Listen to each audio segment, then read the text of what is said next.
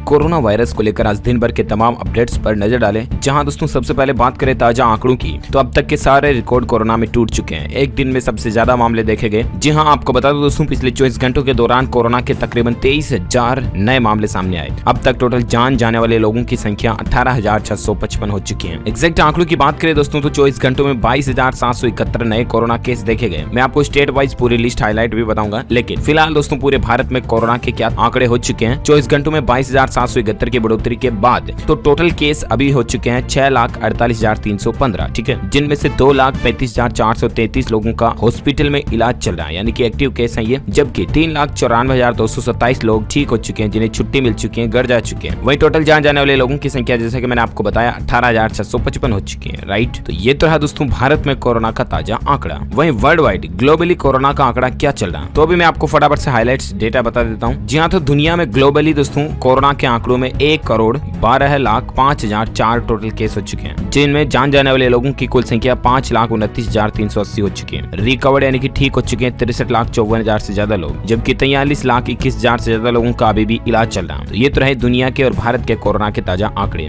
और आइए अब मैं आपको बताता हूँ दोस्तों, कोरोना वैक्सीन को लेकर भी बहुत अच्छी खबरें अपडेट है। इसके अलावा भारत में कोरोना की संख्या बढ़ने को लेकर भी अपडेट है। साथ ही दोस्तों चीन का बड़ा खुलासा सामने आया पूरी दुनिया के सामने। खुद WHO ने चीन का खुलासा किया है। मैं आपको बताऊंगा पूरी बड़ी खबर अपडेट की आखिर कैसे वर्ल्ड हेल्थ ऑर्गेनाइजेशन ने चीन की पोल खोली है। इसके अलावा कोरोना का अभी अर्थव्यवस्था यानी कि मार्केट पर, बाजार पर क्या असर चल रहा है, क्या देखने को मिल रहा है, वो भी मैं आपको बताऊंगा। एक एक करके सभी कोरोना अपडेट्स को जानेंगे, इसीलिए ध्यान से बने रहेगा हमारे साथ इस वीडियो में और एकदम पूरा लास्ट तक जरूर देखिएगा। सबसे पहले अपन बात करें अपडेट की, तो जहां देख पा रहे कि इस कंपनी ने चूहा खरगोश पर किया कोरोना वैक्सीन का टेस्ट। और अच्छी बात यह है दोस्तों की एंटीबॉडीज ने खत्म भी कर दिया है वायरस को। जी हाँ, आपको बता दूं कि दवा निर्माता कंपनी जायडस जल्द ही अब कोरोना वायरस वैक्सीन का इंसानों पर परीक्षण करेगी। कंपनी का कहना कि उसे वैक्सीन के मानव परीक्षण की इजाजत भी मिल गई है। भारत में स्वदेशी स्तर पर कोरोना वायरस के लिए टीका बनाने वाली जायडस दूसरी कंपनी है। सरकारी कंपनी भारत बायोटेक भी कोरोना वायरस से लड़ने के लिए एक टीका बना रही है और कंपनी इससे 15 अगस्त तक इसके ट्रायल का नतीजा रिजल्ट जारी करने का भी दावा कर रही है। देखते हैं और क्या अपडेट आता है। जायडस ने दोस्तों शुक्रवार को बताया कि उसके अहमदाबाद स्थित वैक्सीन टेक्नोलॉजी सेंटर में कोरोना वायरस की वैक्सीन विकसित की जा रही है। कंपनी ने कहा कि उसे drug control general of India यानी कि DCGI तथा सेंट्रल ड्रग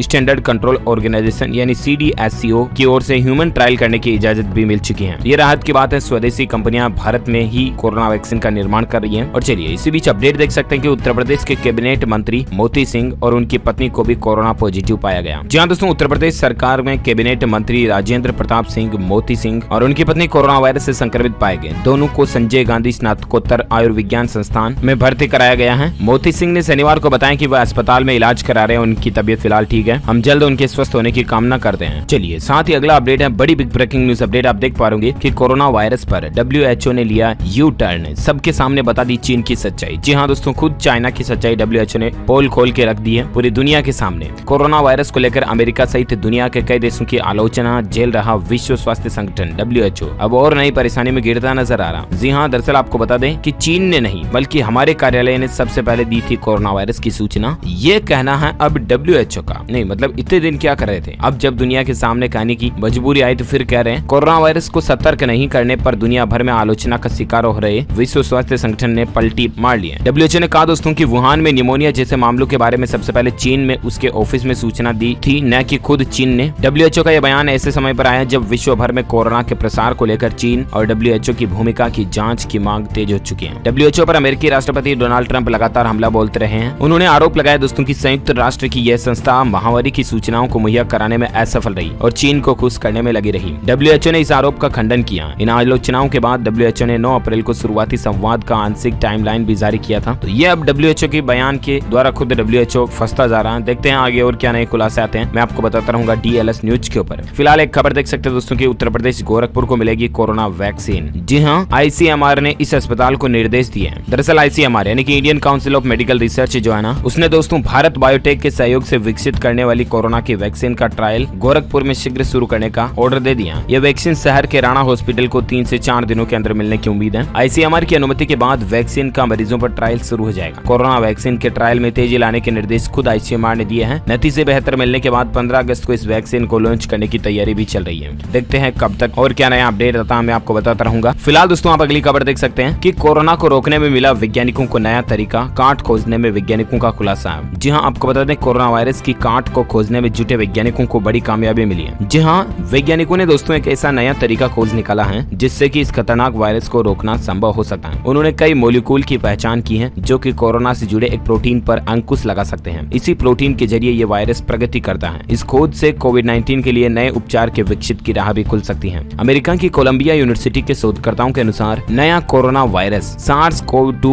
पॉलीमर्स नामक प्रोटीन का उपयोग करता है और इस प्रोटीन के जरिए कोरोना संक्रमित मानव कोशिकाओं के अंदर अपने जीनोम की प्रतिकृति तैयार करना। यानी कि दोस्तों सीधा सिंपल भाषा में बोले, अगर आप साइंस में नहीं समझ पा रहे हो तो मैं आपको बताता हूँ सरल भाषा में कि वायरस जो है ना, ये अपने शरीर के अंदर की सेल्स में जाता है, कोशिकाओं में जाता है ना। उसके बाद ये करता क्या कि खुद के क्लोन बनाता है। ये वायरस अपनी कोशिकाओं की ऊर्जा माइटोकॉन्ड्रिया से कंज्यूम करता है और फिर अपनी खुद की प्रतिक्रिया या क्लोन प्रतिकृति बनाता रहता है, जिससे कि वायरस की संख्या डबल 2 से 4, 8, 16, 64, 128 ऐसे बढ़ती सीधा, है ना। तो अब वैज्ञानिकों ने क्या किया कि ऐसी प्रोटीन को खोज लिया जिसकी वजह से पता चल रहा है कि इस चीज के कारण की वजह से वायरस अपनी संख्या बढ़ा रहा है, ठीक है ना। तो अब देखते हैं कि वैज्ञानिक उस प्रोटीन या उस कारण को खत्म कैसे कर पाते हैं। ये वाकई में साइंस के साथ साथ पूरी दुनिया के लिए भी अच्छी बात होगी। चलिए साथ ही अगली खबर है कि कोरोना से एक भी मौत होना दुखदाई है, ये कहना है कैप्टन अमरिंदर सिंह का। जहां पंजाब में जो हालात बुरे पैदा हुए हैं, इसके चलते केंद्र और राज्य के समन्वय और भारत चीन विवाद संबंधित सवालों पर राज्य के मुख्यमंत्री कैप्टन अमरिंदर सिंह ने सहारा न्यूज नेटवर्क के मुख्य कार्यकारी अधिकारी से बातचीत की और उन्होंने कहा कि कोरोना ने पूरी दुनिया को बदहाल कर दिया। पंजाब में भी संक्रमितों का आंकड़ा 5000 के ऊपर पहुंच गया। तो वहीं पंजाब को आर्थिक रूप से भी ज्यादा नुकसान उठाना पड़ा है। एक आकलन के मुताबिक कोरोना के चलते कितना नुकसान हुआ वो मैं आपको आगे इकोनॉमिकली न्यूज के अपडेट में बताऊंगा इसी वीडियो के माध्यम से। लेकिन दोस्तों दुनिया काफी मुसीबतों का सामना झेल रही इस वायरस के मौके पर, और इसीलिए तो मैं भी आपको बार बार बताता रहता हूँ कि आप मास्क लगाकर ही घर से बाहर निकला करें। अच्छा, इसी बीच एक खबर देख सकते हैं कोरोना वायरस को लेकर दिल्ली वालों के लिए राहत भरी खबर है। पॉजिटिव मामलों की रेट घटी है। जी हाँ, आपको बता दूं राजधानी में मंगलवार को पॉजिटिव रेट 12.80% था, बुधवार को पॉजिटिव रेट 12.23 रहा, गुरुवार को यह घटकर 11.39 आया और अभी शुक्रवार शनिवार तक 10.42 से भी नीचे आ गया। ये राहत की बात है। और एक अपडेट देख सकते हैं कि इन 5 राज्यों में कोरोना संक्रमण सबसे ज्यादा चल रहा है। मृतकों की संख्या भी चिंताजनक है। जी हाँ, आपको बता दूं कि 5 राज्य कौन कौन से जहां कोरोना का प्रकोप पूरे देश पर है, लेकिन कुछ राज्यों में सबसे ज्यादा है। तो दरअसल कोरोना के मामलों की बात करें तो राज्यवार आप देख सकते हैं। पिछले 24 घंटों में महाराष्ट्र में 6000 नए मामले आए, तमिलनाडु में 4000, दिल्ली में 2000, तेलंगाना में 1800, कर्नाटक में 1600, वहीं पूरे देश में इस दौरान 22,771 नए मामले देखने को मिले। अब अगर इन 5 राज्यों के मामलों को जोड़ लें दोस्तों तो इनकी संख्या 16,779 हो जाती है। यानी कि अन्य राज्यों के कुल मामले 5,972 हैं, जबकि इन 5 राज्यों के मामले कितने ज्यादा हैं। इसलिए दोस्तों इन 5 राज्यों में बहुत ज्यादा गंभीर परिस्थितियां चल रही है। अगर आप भी दोस्तों इन 5 राज्यों में से किसी स्टेट में रहते हैं तो प्लीज और भी ज्यादा be alert and be safe. चलिए इसी बीच कोरोना को लेकर अगला अपडेट है कि दोस्तों कोरोना काल में भी ग्रोथ करने वाली दुनिया की 100 कंपनियों की लिस्ट में रिलायंस इंडस्ट्रीज ने अपनी जगह बनाई। भारत की एकमात्र अकेली ये ऐसी कंपनी है जो कि कोरोना वायरस की संकट की घड़ी में भी ग्रोथ कंपनियों के रूप में है। और अच्छी बात है दोस्तों की ये कंपनी भारत की भी है, तो ये हमारे भारत के लिए बड़ी ही गौरव की बात है। इकोनॉमी को लेकर कुछ और खबर देख पाएंगे कि कोरोना महामारी का असर देखिए नई कंपनियों के पंजीकरण में भारी गिरावट देखने को मिली है। जी हाँ, यानी कि नई कंपनियों का जो रजिस्ट्रेशन होता है ना, इस मामले में भी इस आंकड़े में भी भारी गिरावट देखने को मिली है। जब से कोरोना काल लॉकडाउन महामारी का मसला आया है ना, उसके बाद से अर्थव्यवस्था पर कोरोना के प्रभाव का पहला स्पष्ट संकेत है कि फरवरी 2020 से नई कंपनियों के रजिस्ट्रेशन में भारी गिरावट आई है। कॉर्पोरेट मामलों के मंत्रालय MCA के आंकड़ों से पता चलता है दोस्तों कि अधिकांश उद्यमियों ने ऐसी पूंजी रोक ली है जिन पर जोखिम हो सकता है और नए उपक्रमों में निवेश करने में संकोच भी कर रहे हैं। अप्रैल 2020 में MCA में कुल 3209 नई कंपनियां पंजीकृत हुई, जबकि अप्रैल 2019 में 10,383 कंपनियां रजिस्टर्ड हुई। तो अब दोस्तों आप खुद ही अंदाजा लगा सकते हैं कि आखिर पिछले साल की तुलना में इस साल कंपनियों के रजिस्ट्रेशन रेट में कितनी बड़ी गिरावट देखने को मिली है। इसी बीच एक अपडेट ये भी है कि कोरोना वायरस के संकट में वही कंपनियां बचेंगी जिनकी बैलेंस शीट मजबूत है। ये एक SBI की रिपोर्ट निकल कर आ रही है, जहां कोरोना वायरस के संकट के चलते देश और दुनिया में लगभग सभी सेक्टर्स को संकट का सामना करना पड़ा है और इसके बाद भी किसी कंपनी की क्षमता को उसके मुनाफे या नुकसान के जरिए नहीं मापा जा सकता है। भारतीय स्टेट बैंक की इको रेप रिपोर्ट के मुताबिक ऐसे संकट के दौर में सिर्फ वही कंपनियां बचेंगी जो कि केस रिच हैं, यानी कि जिनके पास बैलेंस शीट मजबूत है। कोरोना संकट के चलते फाइनेंशियल ईयर 2020 की आखिरी तिमाही में ज्यादातर सेक्टर्स की कंपनियों को नेगेटिव ग्रोथ का सामना करना पड़ा है। एक रिपोर्ट के मुताबिक automobile industry, FMCG, consumer durable कंपनियों को कमजोर ग्रोथ का सामना करना पड़ा है, लेकिन उन्हें इस संकट से निपटने के लिए अपनी कंपनी की बैलेंस शीट को मजबूत बनाए रखने की जरूरत है। कैश वगैरह भी कंपनी के पास बनाए रखने की जरूरत है। अच्छा, इकोनॉमी को लेकर और एक अपडेट देख सकते हैं। कोरोना का इफेक्ट देखिए सोने की डिमांड में भी भारी गिरावट देखने को मिली है। व्यापार घाटे पर राहत मिली है। जी हाँ, वित्त वर्ष 2020-21 के पहले 2 महीनों के दौरान सोने का आयात घटकर 7.9 करोड़ डॉलर का रह गया। यानी कि आप अंदाजा लगा सकते हैं दोस्तों कि लोग बाग ज्वेलरी वगैरह भी कितना खरीदना कम कर चुके हैं। सोने चांदी की रेटों में भी गिरावट इसीलिए देखने को मिलती है। ओके दोस्तों, तो इसी कड़ी में आज कोरोना वायरस से जुड़ी तमाम बड़ी खबरें, दिन भर के हेडलाइंस, न्यूज अपडेट, मुख्य समाचार का वीडियो यहीं फिनिश होता है। आप मुझे नीचे कमेंट करके बताना दोस्तों कि आपके राज्य में अभी कोरोना की संख्या कितनी चल रही है। How many covid infected persons in your state, comment करके बताएगा। साथ ही इस वीडियो को लाइक करना, ज्यादा से ज्यादा अपने दोस्तों के साथ फेसबुक और व्हाट्सएप पर शेयर भी करना। और अगर आप DLS न्यूज चैनल पर पहली बार आए हैं ना, तो चैनल को सब्सक्राइब करके बेल आइकन जरूर दबा देना, ताकि आपको रोजाना के ताजा अपडेट्स तुरंत आपके मोबाइल पर मिलते रहेंगे। Thank you, take care, good bye, जय हिंद, जय भारत, वंदे मातरम।